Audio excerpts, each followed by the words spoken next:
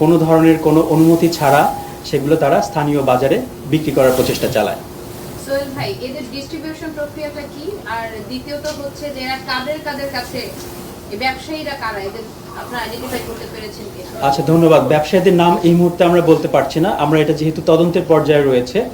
আর যেটা বলছেন যে তারা সবসময় যে বায়ারদের কাছে যায়, অর্থাৎ এখানকার স্থানীয় যে যারা কেনে তারা নিজেরা কোথাও যায় না, তাদের কাছ থেকে এখানকার লোকজন গিয়ে তাদের কাছ থেকে সংগ্রহ করে। তারা স্থায়ীভাবে থাকে না, আমরা যতটুকু জানতে পেরেছি এবং তাদের পাসপোর্ট আমরা পর্যালোচনা করে দেখেছি যে তারা গত 1.5 বছর হলে এই কার্যক্রম পরিচালনা করে আসছে এবং তারা এই 1.5 বছরের মধ্যেও বিভিন্ন সময়ে তারা চায়না গিয়েছে এবং বাংলাদেশে এসেছে। তারা যে বাংলাদেশে আছে, বৈধতা আছে কিনা সকলে? না, তারা পাসপোর্ট ভিসা নিয়েই আসছে, বৈধভাবেই এসেছে, কিন্তু এখানে এসে এই ধরনের অবৈধ কার্যক্রমের সাথে সম্পৃক্ত হয়েছে। হ্যাঁ, 3 জনই বৈধভাবে এসেছে, ভিসা নিয়ে এসেছে, কিন্তু তারা অবৈধভাবে এই কার্যক্রমগুলো চালিয়ে আসছে। আমাদের দেশে কারো না কারো ছত্রছায়া বা পেট্রোলাইজে আছে, তাদেরকে কি চিহ্নিত করা হয়েছে? আমরা প্রাথমিকভাবে তাদের সাথে কথা বলেছি। তারা যেহেতু চাইনিজ ভাষায় কথা বলে, তাদের সাথে কথা বলাটা একটু সমস্যা। আমরা চেষ্টা করছি তদন্ত করে তাদের সাথে কথা বলে পরবর্তীতে আমরা তাদেরকে আবার জিজ্ঞাসাবাদের জন্য নিয়ে আসব আদালত থেকে। তারপরে আমরা জানতে পারবো যে আসলে এর পেছনে বাংলাদেশি কারা জড়িত রয়েছে। প্রাথমিকভাবে আমরা 2-1 জনের নাম পেয়েছি, সেগুলো নিয়ে আমরা কাজ করছি। পরবর্তীতে আমরা আসলে জানাতে পারবো বিষয়টি।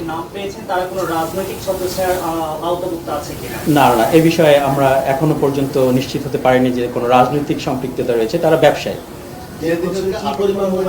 লাস্ট একটা প্রশ্ন এই দিকে,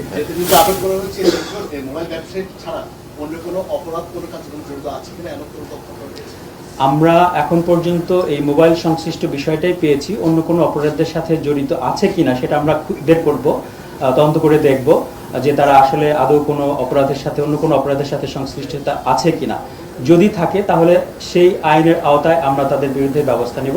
তো আপাতত দৃষ্টিতে আমরা যতটুকু জানতে পেরেছি বা দেখতে পেরেছি যে এই সংশ্লিষ্ট অপরাধ ছাড়া অন্য কোনো অপরাধের সাথে সংশ্লিষ্টতা নেই। আমরা ভবিষ্যতে তদন্ত করে আরো বেশ বিস্তারিত জানতে পারব।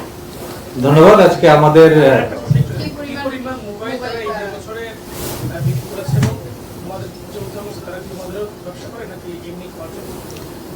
তারা যেখানে তাদের কার্যক্রম পরিচালনা করে আসছে তাতে বোঝা যাচ্ছে যে তারা বিপুল পরিমাণ মোবাইল ইতিমধ্যে তারা বিভিন্ন সময় বিক্রি করেছে।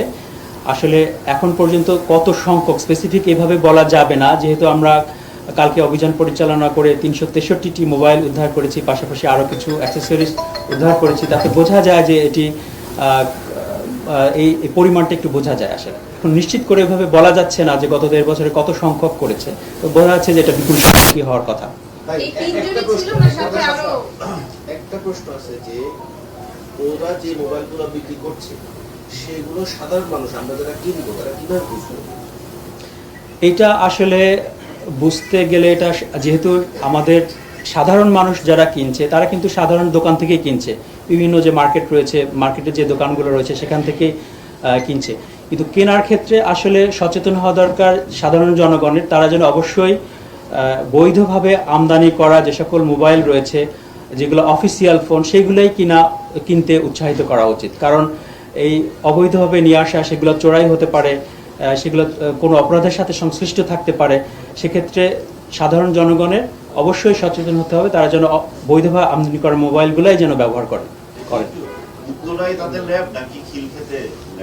না, আমরা যেটা পেয়েছি সংযোজন করার যে জায়গাটা, মূলত 2 জায়গাতেই তারা ভালোভাবে মানে সংযুক্ত করার কিছুটা ব্যবস্থা আছে। তবে খিলক্ষেতে যেখানে আমরা অভিযান করেছি সেখানে একটু বড় ধরনের বড়সড় পরিসরে এবং বেশি পরিমাণে আমরা উদ্ধার করেছি নিকুঞ্জ এলাকায়।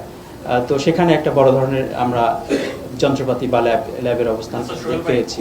খিলক্ষেতের বিষয়টা যেহেতু আসল, ক্ষুদ্র যন্ত্রাংশ উদ্ধার করা হয়েছে, তো এখানে ব্যবসায়ীদের কথা আপনি উল্লেখ করেছিলেন। ব্যবসায়ীদের সাথে কি অন্য কোনো চোরাচালানকারী বাংলাদেশি চক্র জড়িত আছে, এমন কোনো তথ্য আপনাদের কাছে আছে?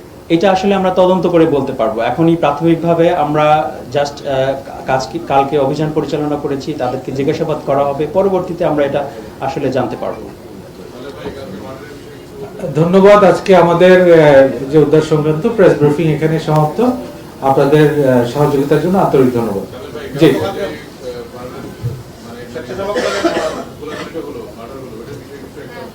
আচ্ছা, কালকে যে দুর্ঘটনা ঘটেছে আপনারা জানেন, রাত 8:25 সময় রাজধানীর তেস্তুরি বাজার এলাকায় এখানে একটা গুলির ঘটনা ঘটেছে। এই ঘটনায় একজন নিহত হয়েছে আর একজন গুরুতর আহত হয়েছে। এই ঘটনার প্রেক্ষিতে নিহতের স্ত্রী বাদী হয়ে তেজগাঁ থানায় একটি মামলা দায়ের করেছে। এ পর্যন্ত আপডেট রয়েছে। এর মধ্যে নিহতের মৃতদেহ ঢাকা মেডিকেল কলেজ হাসপাতালে রয়েছে ময়নাতদন্তের জন্য। আমরা এই ঘটনায় যারা জড়িত তাদেরকে শনাক্ত করার জন্য কাজ করছি, এটা তদন্তাধীন রয়েছে। ধন্যবাদ সবাই। নির্বাচনের বাকি আর কয়েকদিন এভাবে দিনে দুপুরে রাতে প্রকাশ্যে হত্যা করা হচ্ছে, আইন শৃঙ্খলা বাহিনী এটা অপরাধতা কিনা আপনারা কি মনে করছেন? এটা একটা বিচ্ছিন্ন ঘটনা হিসেবে আমরা দেখছি। তারপরও এই ঘটনার পিছনে অন্য কোনো কারণ জড়িত আছে কিনা বা কারা জড়িত তাদেরকে আইনের আওতায় নিয়ে আসার জন্য আমরা কাজ করছি। ধন্যবাদ।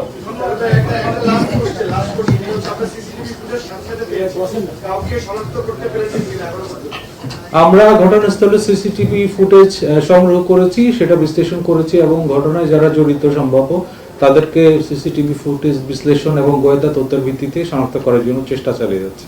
ধন্যবাদ। আসসালামু আলাইকুম।